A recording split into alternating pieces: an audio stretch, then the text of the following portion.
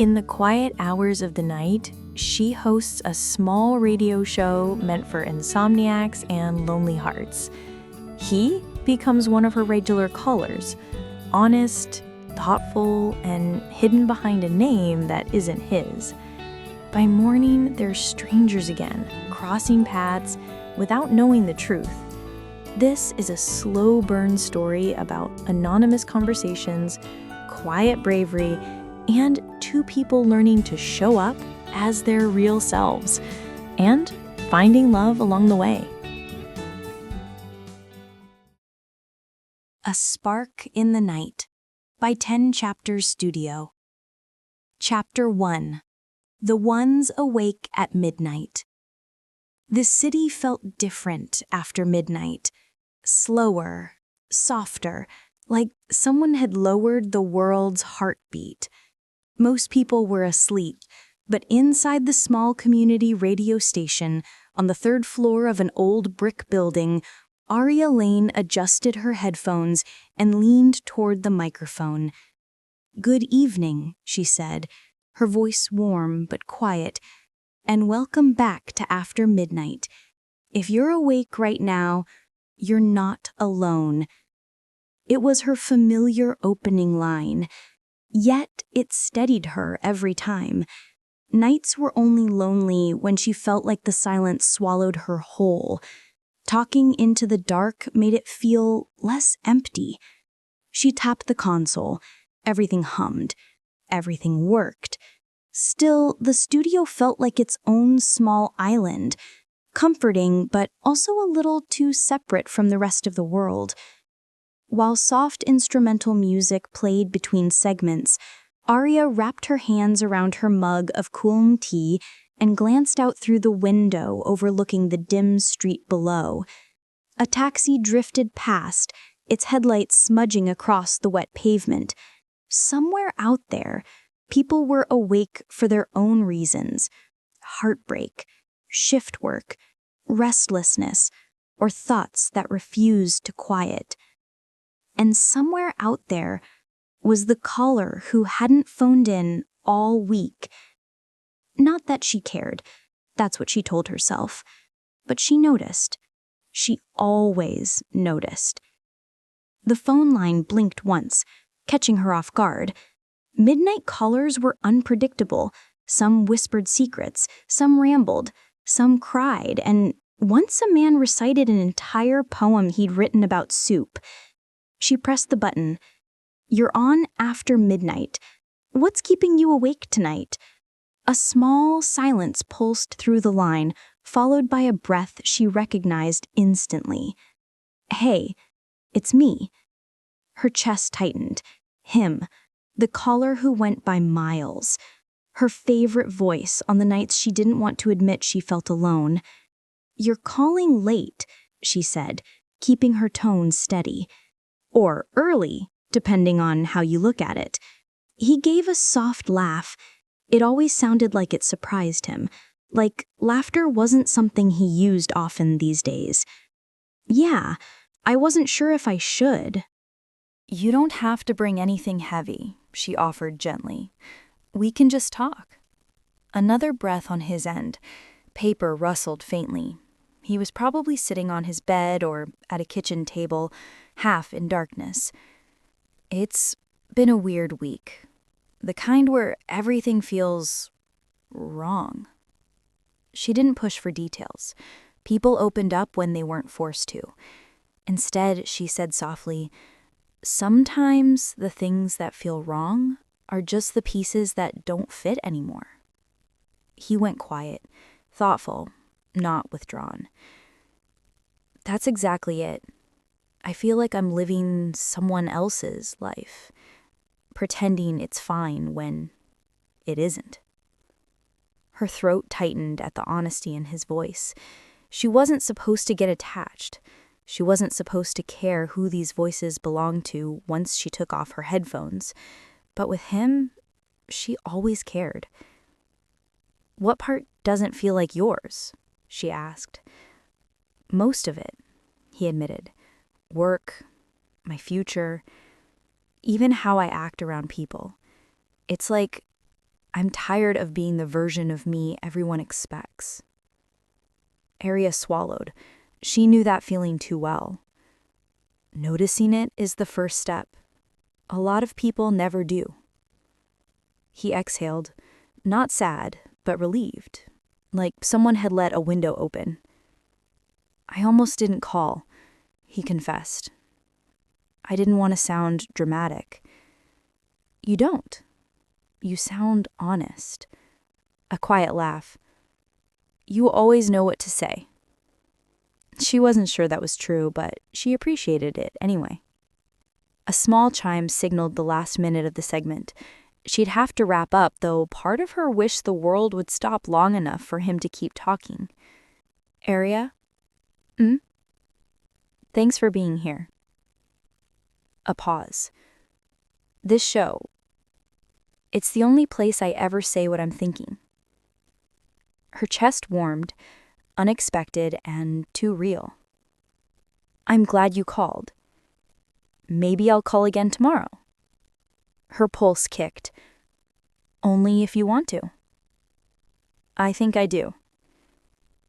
The line clicked softly. Music returned in her headphones, but Aria didn't move. For the first time in a long time, the studio didn't feel like an island. It felt like someone else was awake with her. End of Chapter 1. Chapter 2. Morning Strangers. Aria stepped out of the station just after 6 a.m., the sky still a pale, unfinished gray. The city hovered in that quiet space between night and morning, crisp and empty enough to make her feel briefly weightless. Her night shifts always left her with buzzing thoughts and a body that felt like it was moving through slow water.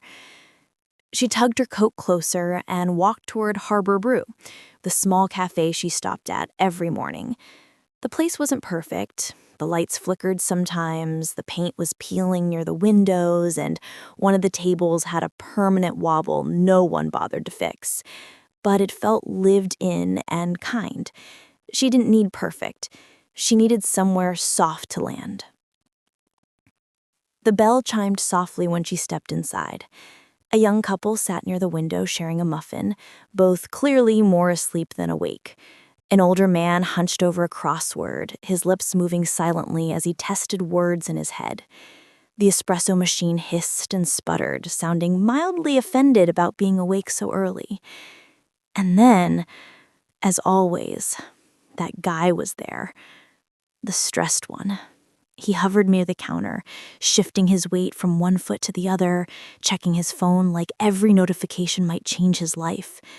His foot tapped a restless rhythm against the floor while Sophie, the barista, went through her usual unhurried routine of grinding beans. Aria hid a small, private smile. If he hated waiting so much, Harbor Brew was the wrong place to get coffee. The owner prided himself on letting the coffee breathe, which meant nothing happened in under a few minutes. "Here you go," Sophie said brightly, sliding a cup toward him. He muttered a quick, distracted thanks, already turning toward the door, one hand on his phone, the other on his coffee, his mind clearly 3 subway stops ahead. Aria didn't give him a second thought. "Morning, Aria," Sophie called. "Morning," Aria replied, her voice softer than usual after hours of controlled radio comm. She ordered her usual green tea and moved to her favorite corner table. The seat cushion was a little flat, but the angle of the window let in just enough light without making her squint. She wrapped her fingers around the cup as the heat seeped into her hands, loosening the last bits of studio chill from her skin. Her mind wandered, uninvited, to the final call of her shift. Miles. She felt a small shift in her chest at the thought of him. There had been something different in his voice last night. A deeper exhaustion, yes, but also a kind of fragile hopefulness. As if saying the words out loud had offered him something he didn't quite know how to hold yet. "I feel like I'm living someone else's life," he'd said. She'd heard so many versions of loneliness, sadness, and doubt over the months. but his honesty had stayed with her in a way she couldn't easily set aside. He made her want to respond carefully, to choose words that didn't just fill the silence, but actually gave him something solid to lean on. She stared into the steam curling off her tea. It was strange, she thought, how some voices passed through her like passing cars, while others lingered. He was still a stranger, a fake name, a voice in the dark, nothing more than that. But he felt real in a way many people in her daytime life didn't. Arya sipped her tea slowly, letting the warmth travel down her throat. Around her, the cafe shuffled through its morning routine, chairs scraping, the register drawer opening and closing, someone dropping a spoon and apologizing too loudly for the quiet hour. By the time she finished, the gray outside had softened a little, hinting at actual daylight. Her body was beginning to ache with the weight of wakefulness, that heavy, familiar drag that reminded her she was several hours past the time most people went to bed. She stood, slipped on her coat, and gave Sophie a small wave on her way out. "Get some sleep," Sophie called. "I'll try," Arya answered with a faint smile. The walk home was short. Her apartment was small and tidy, not because she was naturally neat, but because she didn't own much. A narrow bed, a secondhand couch, a tiny table that held her laptop, and a stack of half-filled notebooks. She dropped her bag onto the chair, toed off her boots, and changed into an oversized t-shirt that had once been navy, but had faded into something softer and more uncertain. For a moment, she just stood in the middle of the room, the quiet pressing in around her. Lonely didn't feel like the right word. It was more that her life had a lot of space in it, untouched corners, unfilled hours. The show filled some of that space. The callers filled a little more. Lately, one voice in particular seemed to echo after the others went quiet. She lay down, pulling the blanket over her shoulders, exhaustion finally catching up and smoothing out the edges of her thoughts. As sleep pulled at her, one last clear thought surfaced. She hoped he would call again tonight. End of Chapter 2. Chapter 3. After the music fades. The clock on the studio wall ticked toward 5:55 a.m., the final minutes of after midnight slipping away like water through her fingers. Most nights wound down quietly, a few listeners still awake, the occasional late caller, the soft fade out of her closing music. Tonight had been calm, almost too calm.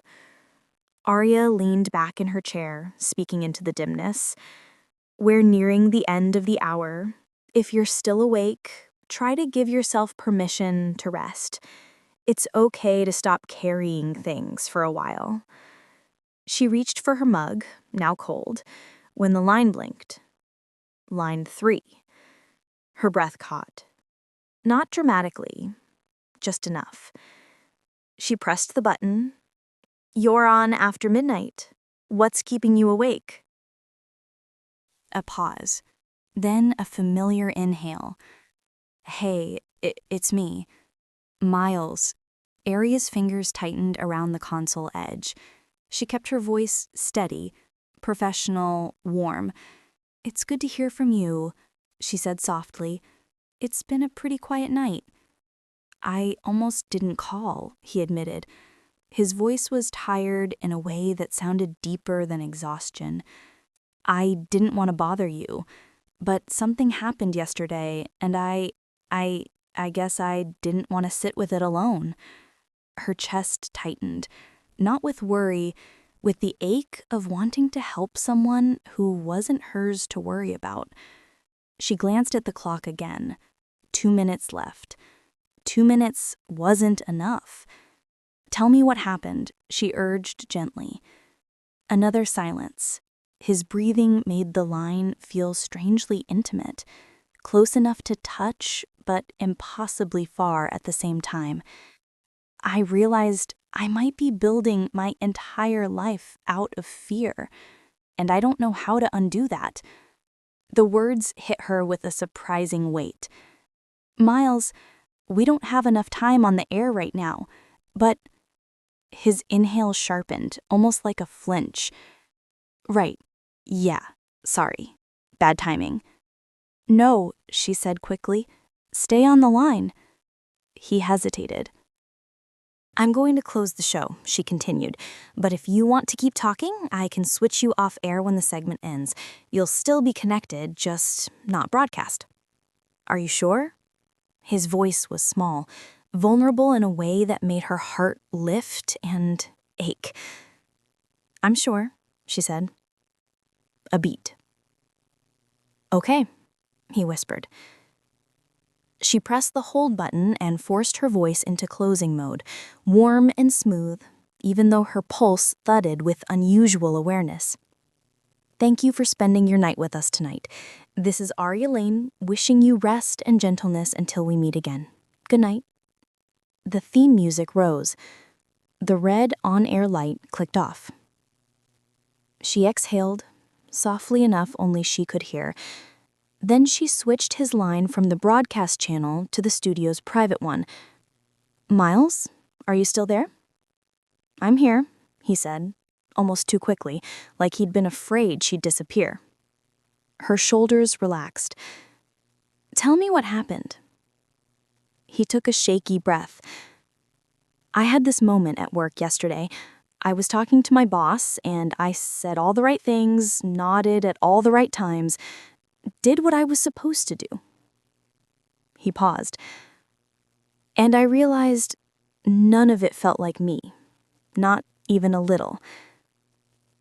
Arya didn't speak, didn't rush. Silence was something she had learned to trust. I don't know who I'm supposed to be anymore. I don't know if I ever knew. She lowered her voice instinctively, the room feeling smaller around them. Sometimes that's exactly when something new starts. Not when things are going right, when you finally admit they're not. He gave a soft, almost disbelieving laugh. You make it sound simple. It isn't simple, but it's honest, and honesty is a beginning.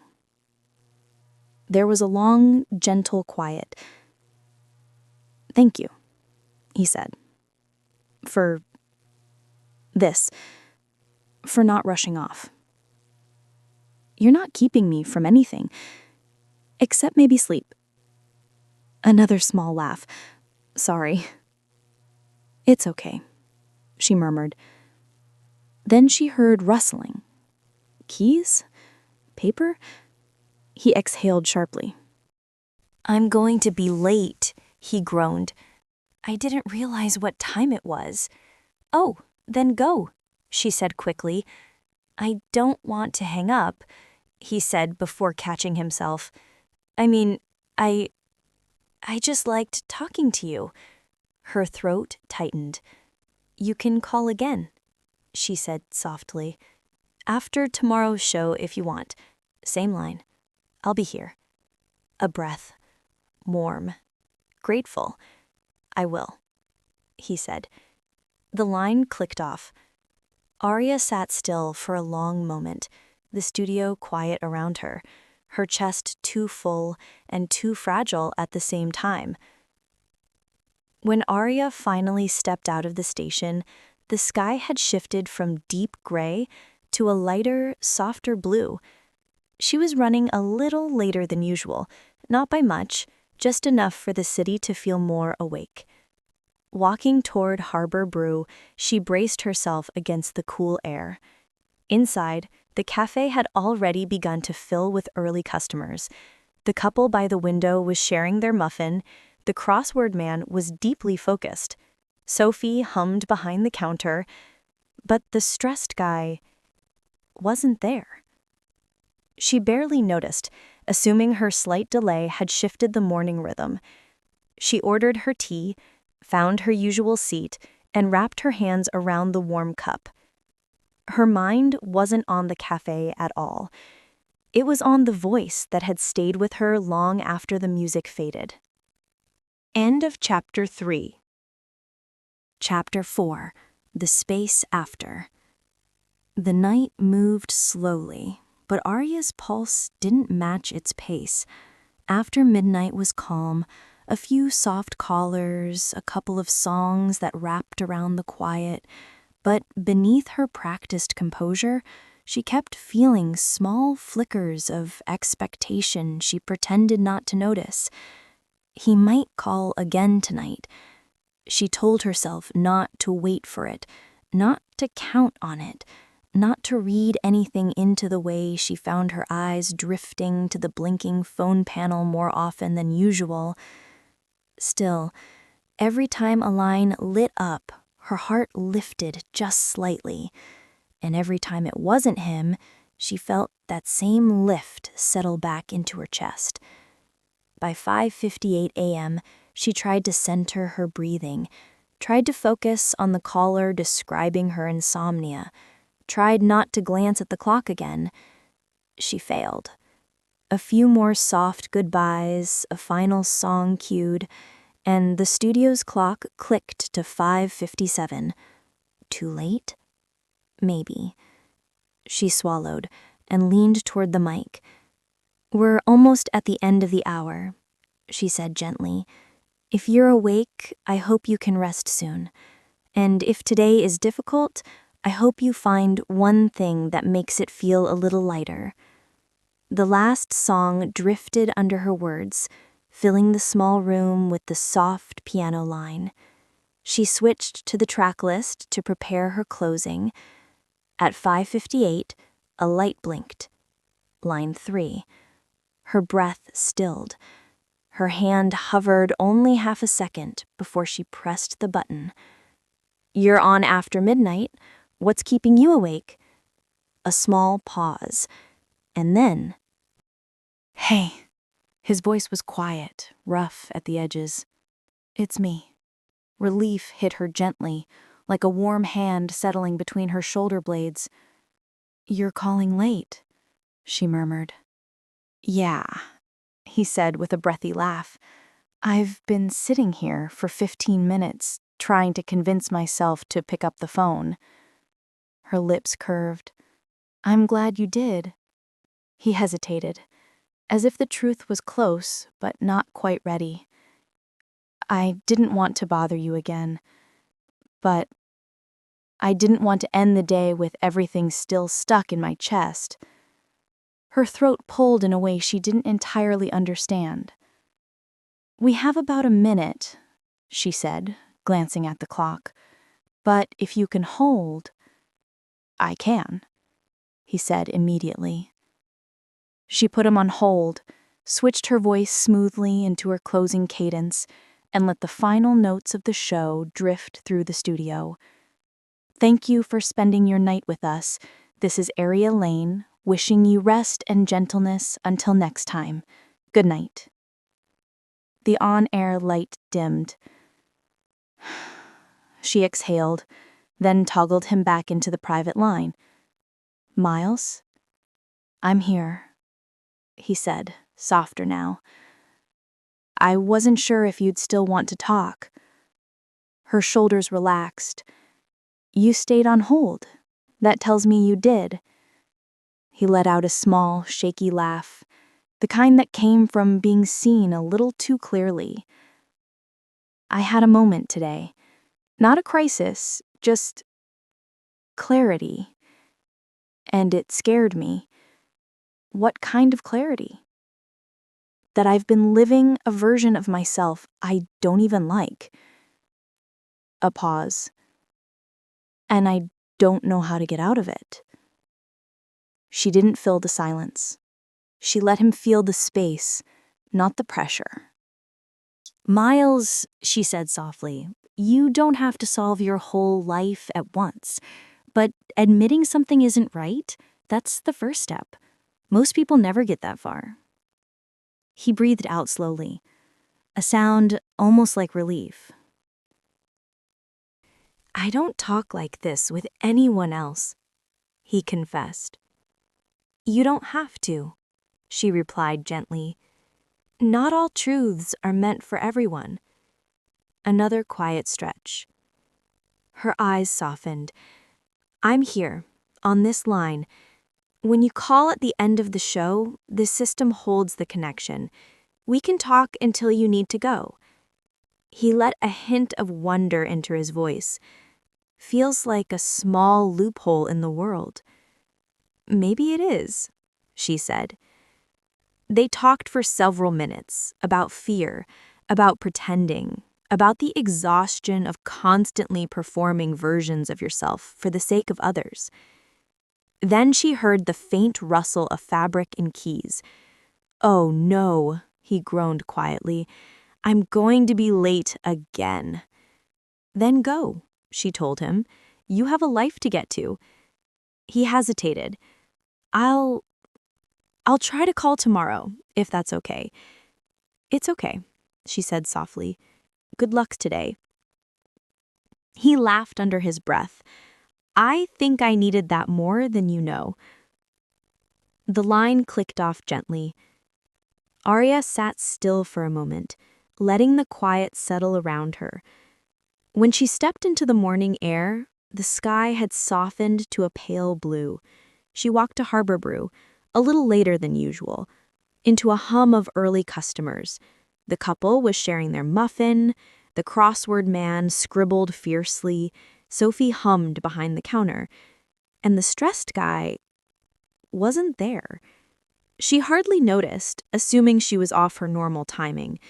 She ordered her tea, settled into her familiar corner, and let the warmth spread through her hands. Her mind wasn't on the cafe. It was on the voice that lingered in her head, tired, honest, raw, and the quiet truth that she hoped it would return tomorrow. End of Chapter 4. Chapter 5.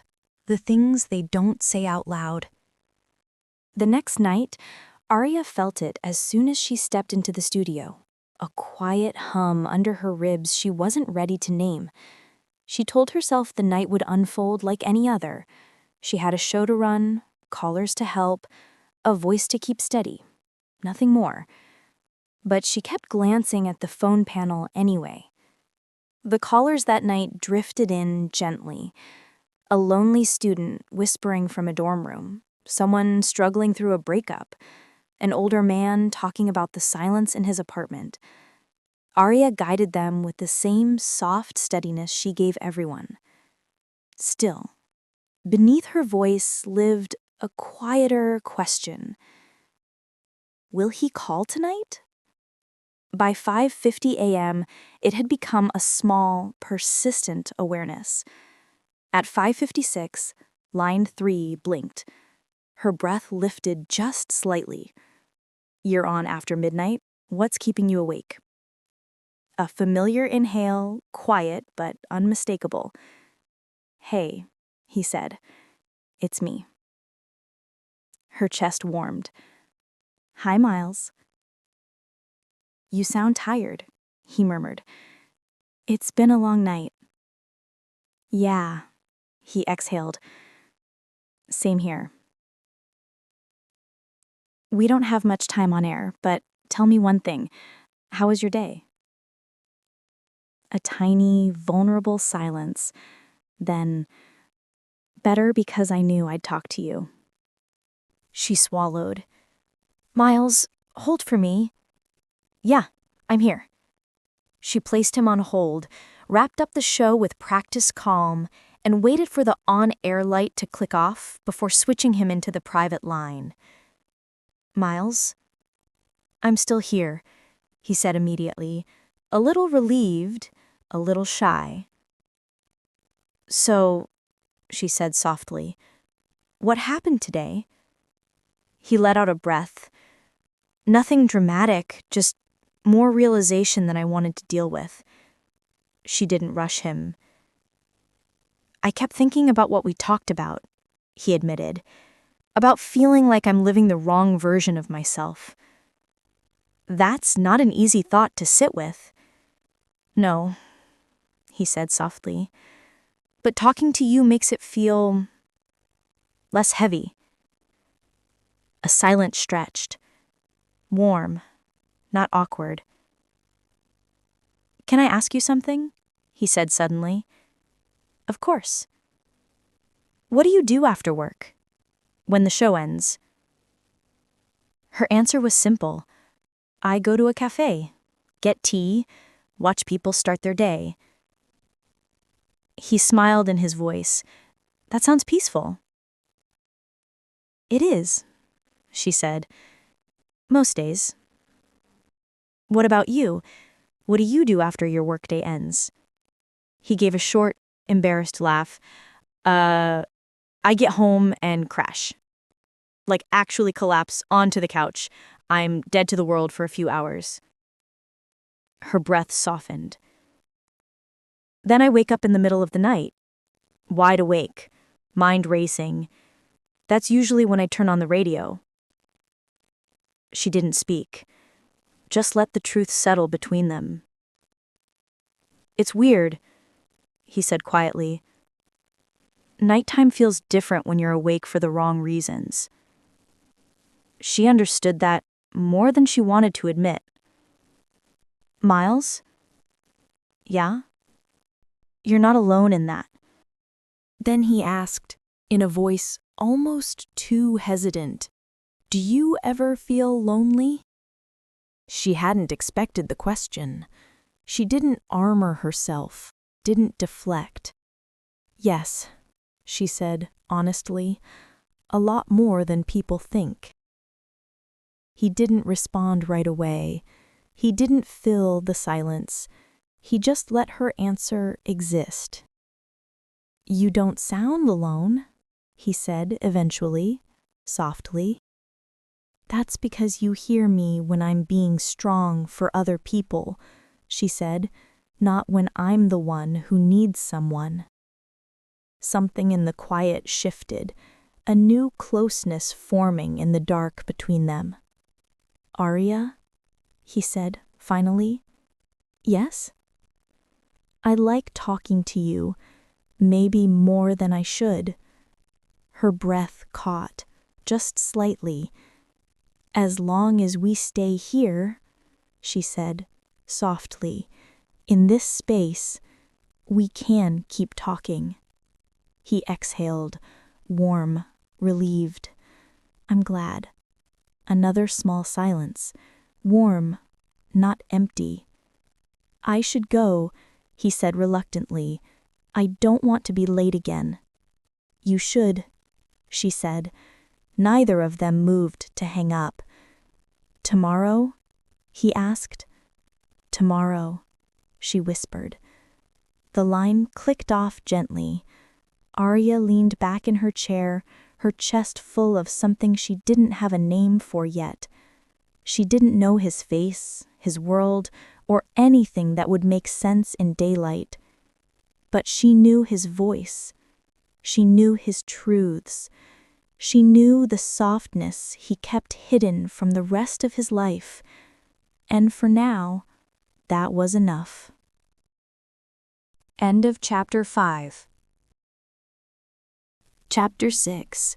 When the night starts to feel like home. Arya tried to tell herself she wasn't waiting for him. The next night, she went through her routine exactly as she always did. Set her tea down, adjusted the headphones, tested the mic, scanned a phone lines. She kept her voice steady through callers who needed reassurance, validation, or simply the comfort of another human voice in the dark. But beneath all of it, there was a quiet thread, thin but unmistakable. Will he call tonight? She didn't want the feeling, didn't want the hope or the flutter that came with it. But there it was anyway. By 5:52 a.m., she'd begun to accept that maybe he wouldn't. By 5:55, she forced herself to let the idea go. She reached for the last song of the night, already shifting into her closing rhythm, when the panel blinked. Line 3. Her inhale was almost imperceptible. "You're on after midnight," she said softly. "What's keeping you awake?" "Hi," he said quietly. "It's me." Relief didn't rush through her. It eased in, warm and steady, like water seeping into dry ground. "Hi, Miles," she murmured. "You sound like you weren't expecting me," he said, trying to sound light but failing. She let out a breath that might have been a laugh. "I never expect anyone." "You expected me a little," he teased gently. Her lips curved before she could stop it. "We've got about a minute. Hold for me?" "Yeah, I'm here." She placed him on hold, closed the show in her calm, nighttime voice, and waited for the on-air light to dim before she switched him to the private line. "Miles?" "I didn't want to miss the window this time," he said. His voice was tired, bone-tired, but lighter than last night. "Today was strange." "Strange how?" she asked, leaning forward. "I caught myself doing something I never do," he said. "I stopped in the middle of the workday and actually felt something." She blinked. "What do you mean?" "I was walking back from a meeting I hated, and instead of shoving the feeling down, I just stopped and noticed it. The exhaustion, the sadness? Is sadness the right word? I don't know." He exhaled quietly. "It scared me, but it also felt honest." Arya softened. "Sometimes noticing is the beginning of changing." "That's what I thought," he said quietly. "Because I remembered what you asked yesterday." "What was that?" she murmured. "When I feel most like myself." Her breath stilled. "I think it's when I'm talking to you," he said, barely above a whisper. A gentle ache spread through her chest, warm and cautious all at once. She didn't trust her voice yet, so she kept it simple. "I'm glad you feel that way." He hesitated, then asked softly, "Do you ever feel that way? Like more yourself when you're talking to certain people?" Her throat tightened a little. "Yes," she said. "Right now, actually." Silence followed. Not shocked, not overwhelmed, just full. He broke it gently. "Can I ask another thing?" "Of course." "What do you do on your days off? I mean, if you have any." "I do. I usually wander bookstores or sit by the river. I like being around people without actually having to talk." "That sounds nice." "I don't even know what I'd do if I had time off." "What would you want to do?" she asked. He laughed under his breath. "I think I'd want to sleep until I woke up naturally. Then walk somewhere without rushing. Maybe sit in a cafe and not check my phone every 2 minutes." She swallowed gently. "That sounds like something you need." "Maybe," he admitted, "but I don't know where to start. My life is built around what other people expect."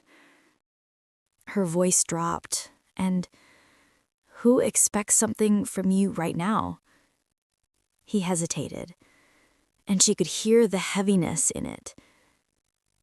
"Everyone," he said finally. "My boss, my family, my girlfriend. Or ex-girlfriend, I guess. We haven't said the words, but we both know it's over." Arya's breath caught. Not with jealousy, but with the quiet weight of realization. "Does it hurt?" she asked softly. "Less than it should, which tells me everything." Silence again, this time deeper, more intimate. "What about you?" he asked. "Anyone waiting for you at home?" "No," she said quietly. "Just my apartment, just me." He exhaled. "I can't explain this, but I feel like I know your voice better than I know my own thoughts." Her heart shifted. Something warm, something dangerous, something inevitable. "Miles, this connection, it's real, but we still need to stay careful and slow." "I know," he breathed out. "But it feels good. Talking to you feels like breathing for the first time all day." She closed her eyes for a moment. "Tomorrow?" he asked, almost timid. "Tomorrow," she whispered. He hung up slowly, like someone letting go of something they didn't want to. Arya leaned back, feeling the night fold around her. Their worlds were still separate, still anonymous, still contained, but the edges were beginning to warm. And it scared her, and comforted her, and made her feel awake in a way she hadn't in a long time. End of chapter 6. Chapter 7. Almost Crossing Paths. Arya walked out of the station into a morning that felt softer than usual. Not warm, nothing about 6 a.m. was warm, but gentler, like the air had been lightly brushed down. She told herself the tenderness in her chest had nothing to do with their conversation this morning. She failed at believing herself. Her routine was automatic. Down the street, across the quiet crosswalk, around the corner toward Harbor Brew. The cafe lights glowed gold against the gray morning. She pushed open the door, letting the familiar bell chime. The usual rhythm unfolded around her.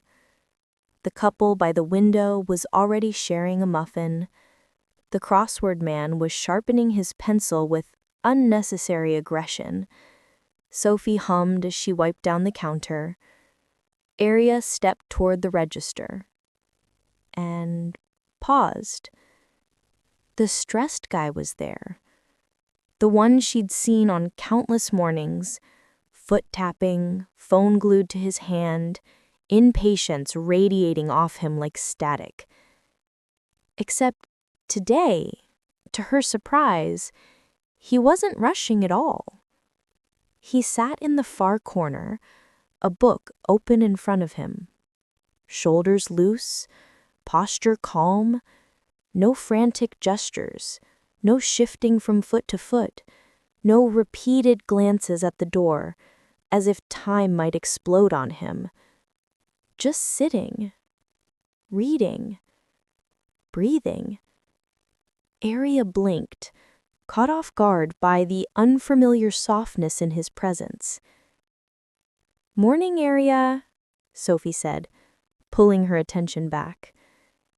"Morning," she replied. "Just the usual, thanks." As Sophie prepared her tea, Arya glanced back toward the corner. He leaned forward, offering a napkin to a young mother whose toddler had just smeared muffin crumbs across the table. No hesitation, just quiet, gentle helpfulness. The woman gave him a grateful smile. He returned it, warm and unhurried. Arya shifted slightly, unsettled by how different he looked today. Had she misjudged him? Or was this version rare, only visible on the days he wasn't racing the clock? She couldn't say, but she noticed him now in a way she never had. Sophie handed her the tea. Arya wrapped her hands around the cup, grounding herself before moving to her usual seat, diagonally across from him. Not close, not intentional, just observant. He didn't notice her, Or if he did, he showed no sign. He simply took a slow sip of coffee, eyes scanning the page in front of him, shoulders at ease. Arya watched him with the polite detachment of someone trying not to stare. Then Sophie moved to wipe a nearby table, and he looked up. "Slow morning?" he asked her. His voice surprised her. Not sharp, not clipped, not stressed. Warm. Even a little shy. Sophie laughed. "Slower than usual. You're later today." He rubbed the back of his neck. "Yeah, took the morning slow for once." Arya's fingers tightened on her cup. She shouldn't care about that sentence. It meant nothing. She didn't know him. Still, something about hearing it, the gentleness in his voice, the softness in his posture, tugged at her unexpectedly. A moment later, the woman with the toddler dropped a stuffed giraffe. Arya opened her mouth to mention it, but he was already reaching for it, handing it back with an easy smile. The kind of smile that made strangers relax. The kind of smile that made her see him completely differently. She took a slow sip of tea, trying to steady the shift inside her. He closed his book, stretched, and stood. On his way out, he paused. Not dramatically, just a natural pause before gathering his things. He glanced toward her table. Arya's breath hitched. But it was only a polite nod, the kind strangers give when making brief, meaningless eye contact. Then he pushed open the door and left, the bell chiming softly behind him. Arya sat still for a long moment. He was just a man she saw at a cafe, a man she'd misinterpreted or caught on a bad day or never really looked at twice. But now she was seeing him differently. Not romantically, not emotionally, just curiously. For the first time she wondered, not with longing but with gentle interest, what kind of life do you have when you're not rushing through it? And why did it suddenly matter? End of Chapter 7. Chapter 8. Echoes of the Morning. The next night, the studio felt smaller. It wasn't the equipment or the lighting. Those were the same as always. The low lamp, the glow of the control board, the clock ticking far too loudly in the corner. It was something inside Arya that had shifted, something she couldn't quite name. She kept thinking about the cafe, about the stressed guy, except he hadn't looked stressed at all. About the way he'd smiled at the toddler, the way he'd said he took the morning slow. The image kept floating up when she didn't expect it. Shoulders relaxed, book in hand, eyes soft instead of sharp.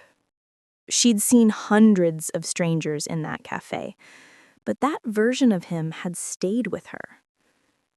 She shook it off and focused on the show. Caller after caller came through. A woman worried about her father's health, a student panicking about exams, a man who couldn't shake the feeling he'd wasted 10 years in the wrong job. She guided them all, her voice soft in the dark, steady where theirs shook. But beneath it all, she was aware of something else, of the possibility that near the end, one line might blink and a familiar voice might slip through. By 5:53 a.m., only one line was open. By 5:55, the panel was still. She cued the last song and leaned toward the mic. "If you're still awake, I hope today gives you one moment where you feel like yourself, not who you're supposed to be. Just you." The piano intro to the final track slipped under her words. At 5:57, line 3 blinked. Her fingers found the button almost gently now. You're on after midnight. What's keeping you awake? Hey, it's me. Something in her chest eased, like a knot she hadn't realized was there. Hi, Miles. You're cutting it close. I know, he said, faintly out of breath. I almost missed you. We've got a minute. Hold for me?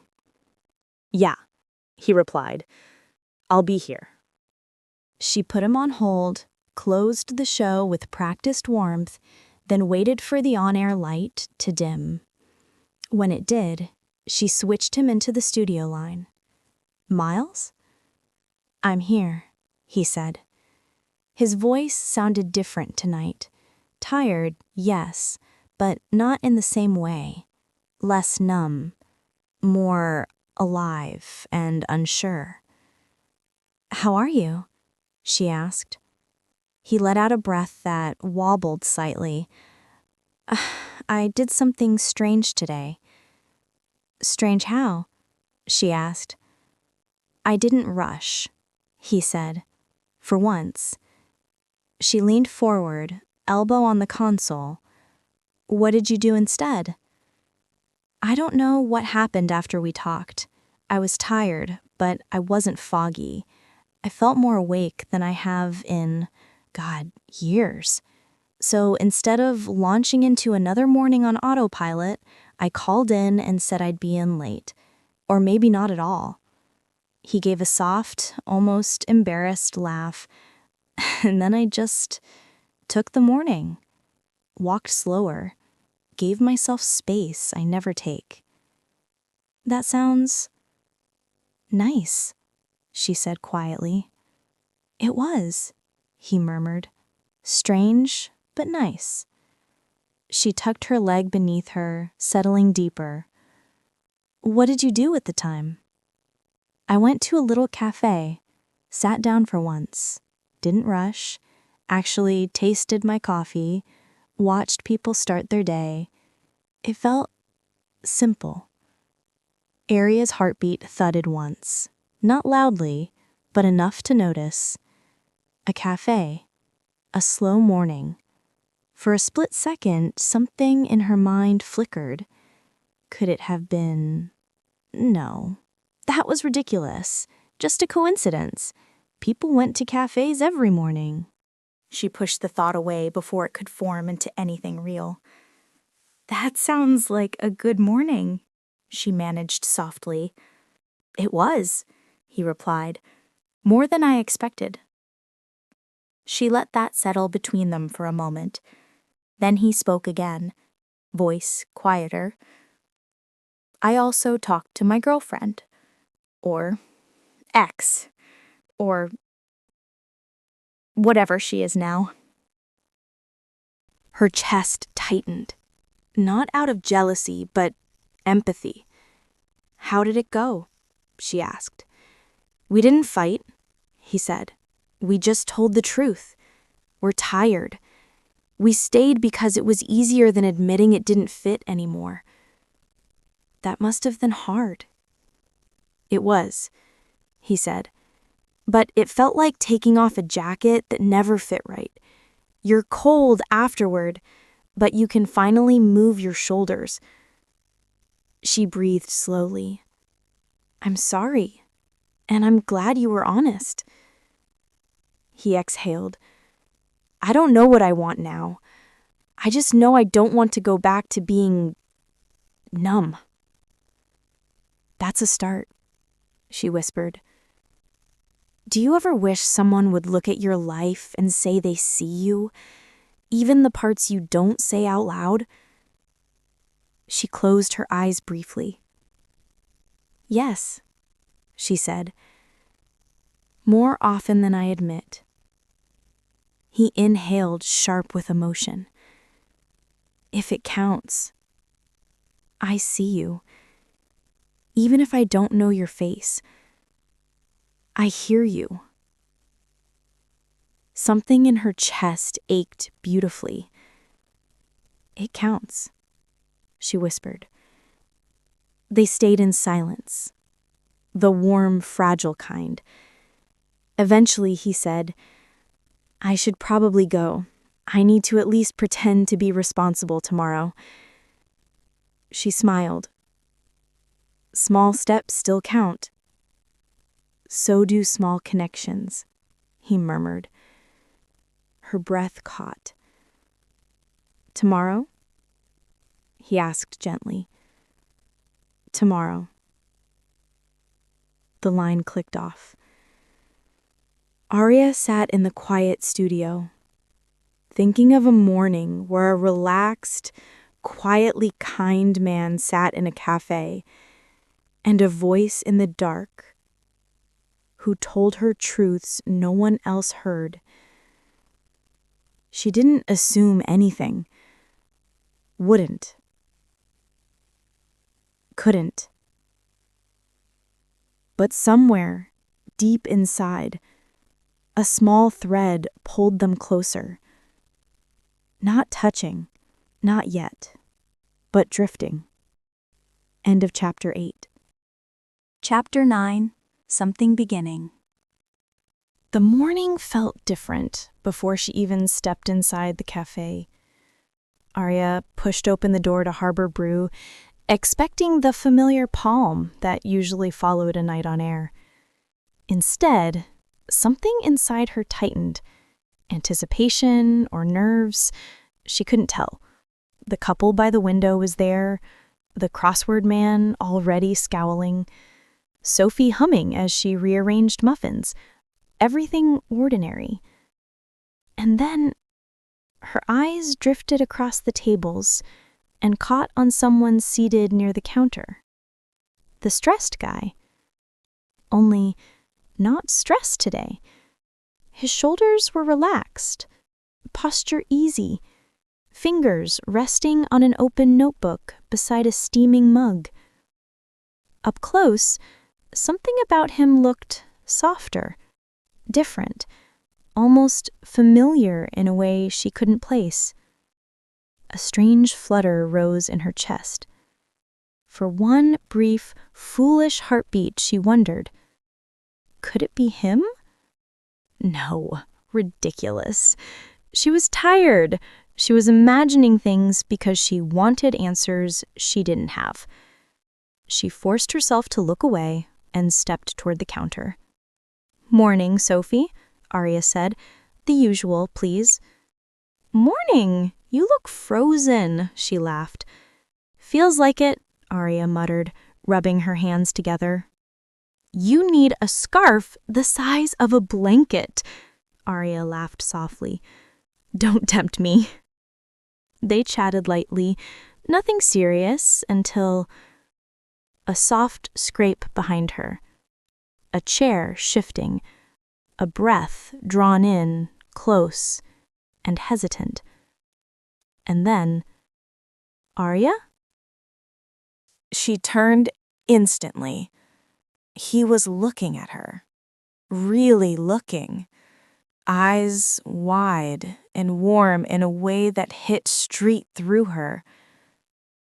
He was handsome up close, not in a sharp, polished way, but in a quiet, gentle, vulnerable way. Eyes tired but bright, mouth soft, stubble catching the light. And she felt it.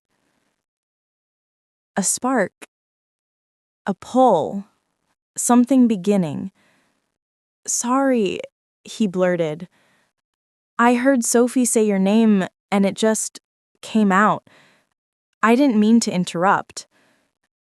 "It's okay," Arya said, and her voice wasn't steady. "Really?" A moment hovered, warm, charged, possible. He shifted, glanced at the empty chair, then back at her. "If you want to sit, you can. Only if you're not rushing home." Her heartbeat tripped. "I'd like that," she whispered.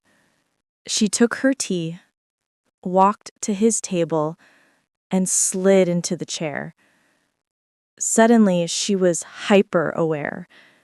Her heartbeat, his breath, their knees almost brushing, the way he straightened when she sat down, and how his eyes flicked briefly to her lips before he caught himself. They both laughed softly, nervously, eyes lowering, then lifting together. They talked lightly at first. The weather, Sophie's playlist, the crossword man's ongoing war with vowels. But then, seamlessly, it deepened.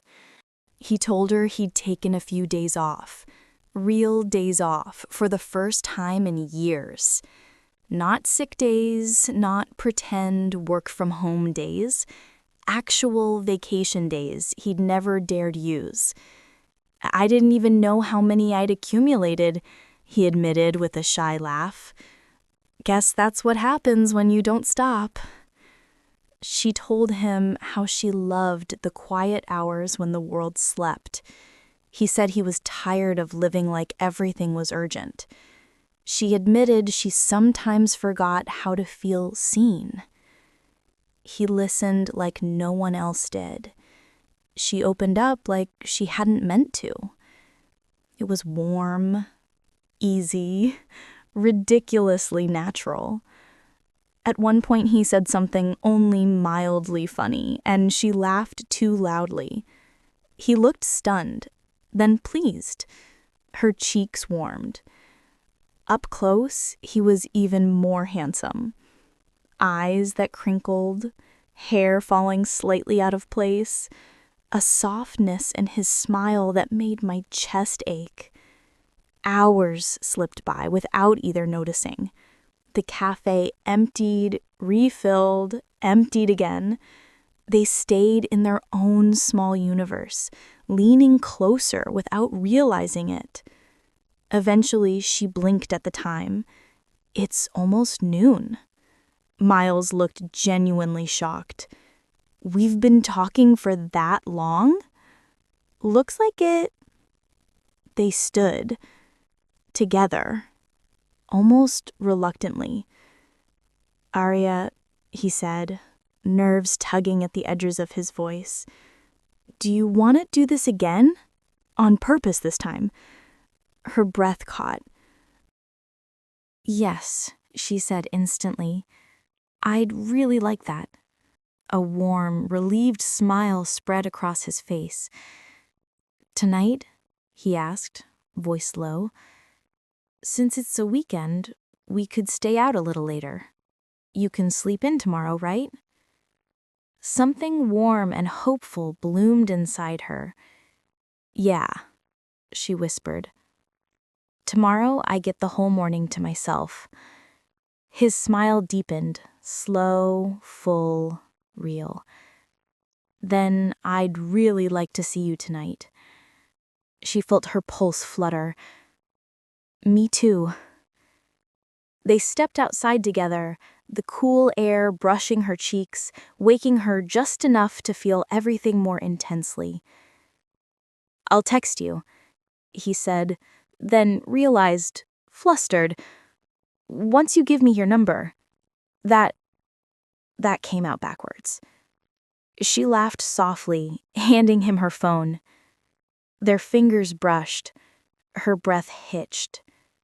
When she got the phone back, their eyes held, a second too long. I'll see you tonight, he murmured. See you, she whispered. She walked away with her whole chest glowing. Butterflies, hope, something rising inside her she hadn't let herself feel in years. Behind her, Miles watched her go, smiling in a way that said he felt it too. End of Chapter 9. Chapter 10. The Night That Changed Everything. Arya spent the afternoon trying and failing to sleep. Every time she closed her eyes, she saw his smile, the soft curve of it, The way it tugged gently at one corner first, like he wasn't used to smiling without restraint, but couldn't help it with her. At 6, she gave up entirely. She showered, straightened her hair, and stood staring at her closet like clothing had suddenly become a life-altering question. Casual? Too casual? Was effortlessly cute even possible on 2 hours of sleep? In the end, she chose a soft sweater, dark jeans, a little mascara, and a quiet hope she couldn't shake. At 7:58, her phone lit up. Miles. I'm outside whenever you're ready. Her pulse tripped. She grabbed her coat and stepped into the cool night, nerves alive beneath her skin. Miles stood on the sidewalk a few steps from Harbor Brew. Not going inside, just waiting. Hands in his pockets, breath visible in the cold. He turned the moment he heard her footsteps. His face lit up, warm, surprised, relieved, in a way that made her chest feel unsteady. "Hi," he said, almost breathless. "Hi," I echoed, suddenly shy. For a moment, they simply smiled at each other. Then Miles cleared his throat, rubbing the back of his neck lightly. "Hungry? I thought maybe we could get dinner. There's this little place a few blocks away. Quiet, cozy, good lighting if we want to actually see each other this time." She laughed softly, tension easing. "I'd like that." They fell into step easily as they walked, their shoulders brushing now and then, each tiny touch startling in the best way. The city was cool and still, the lamps casting gold across the damped pavement. For once, Arya didn't feel the weight of her night shift waiting for her. She felt awake, more awake than she had in years. The restaurant was tucked along a side street, small, warm lights glowing from fogged windows, the sound of clinking cutlery softened behind heavy wood doors. Inside, they were seated in a corner booth, soft amber lighting, candles flickering, 2 glasses of water set gently between them.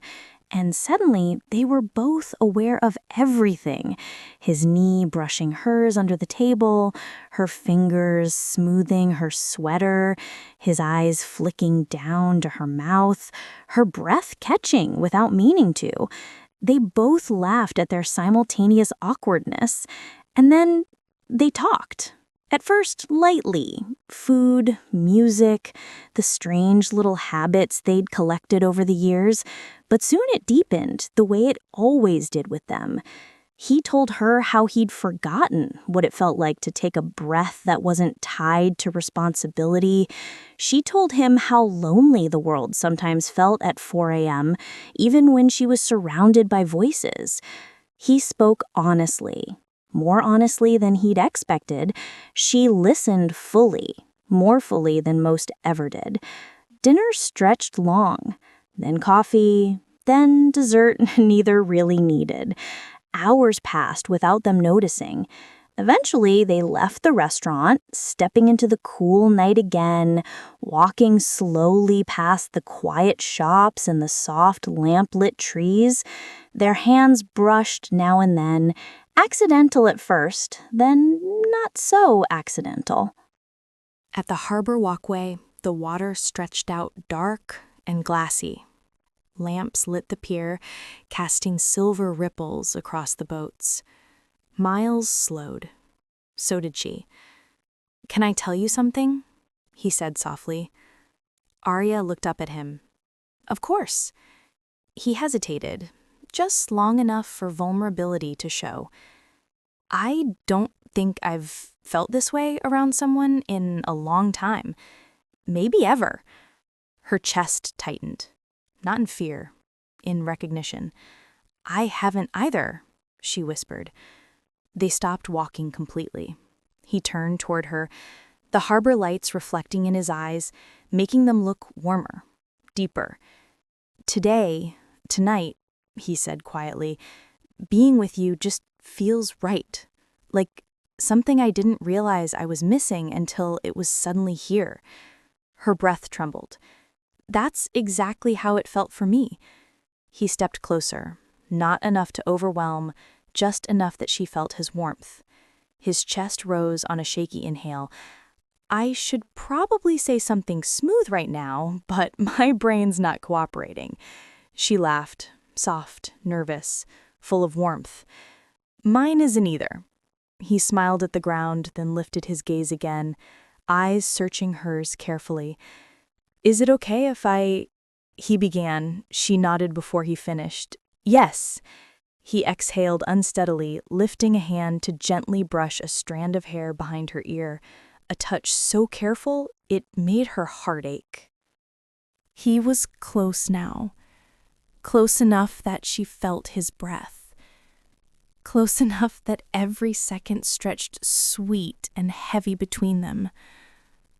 Arya, he whispered. She leaned in at the same time he did, soft, certain, drawn, and their lips met. Kiss was warm and searching, tender at first, then deepening as they pulled closer without thinking. His hand cupped her jaw, her fingers curled into his coat, and something hot and bright unfurled through her. Relief. Longing, possibility. When they finally broke apart, the night air felt sharp, the distance between them too much. Wow, Miles breathed, barely audible. She laughed softly, her forehead resting against his. Yeah. He slid his arms around her, pulling her close, gentle but certain, and she melted into him, the harbor quiet around them, the world soft and suspended. I want to see you tomorrow, and the day after, and as long as you'll let me. Her heart swelled. I want that too, she whispered. They stood like that, wrapped in each other, as the water lapped softly against the boats and the city finally felt quiet enough for something new to begin. Because this felt like a beginning.